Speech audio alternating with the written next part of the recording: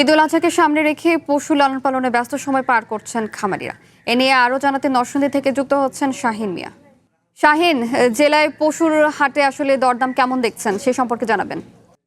হ্যাঁ, শাহন, আমি এই মুহূর্তে রয়েছি নরসিংদীর একটি গরু খামারে। অর্থাৎ সকাল থেকেই আমি এই খামারে উপস্থিত রয়েছি।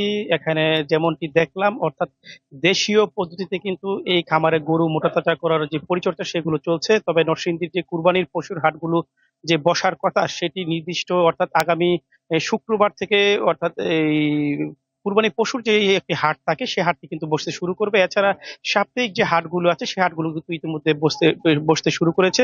তবে এই খামারেই এখন বেচা কেনা একটু বেশি হচ্ছে, কারণ কুরবানির পশুর হাটে অনেকেই কিন্তু যেতে চাচ্ছে না, কারণ ওইখানে গেলে অর্থাৎ যে একটি পেরেশান বা এই হাটের যে ময়লা বা আবর্জনা বা মানুষের মধ্যে যে একটি ভোগান্তির সৃষ্টি হয় সেটা থেকে মানুষ কিন্তু বেরিয়ে আসতেই খামারের দিকে একটু ঝুঁকছে।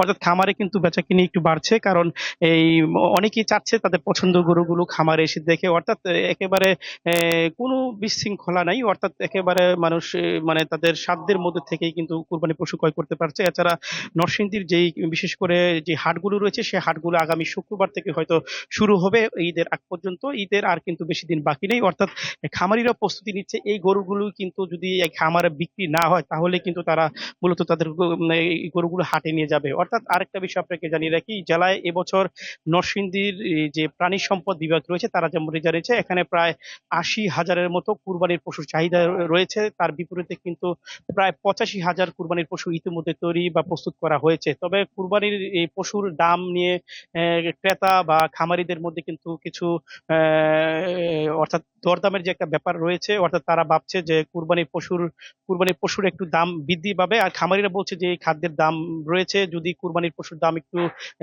বেশি না পায় তাহলে তারা ক্ষতিগ্রস্ত হবে। রূপা, শাওন, এ ছিল আমার কাছে নরসিংদীর কুরবানির পশু নিয়ে সর্বশেষ খবর। শাহিন, আপনাকে ধন্যবাদ।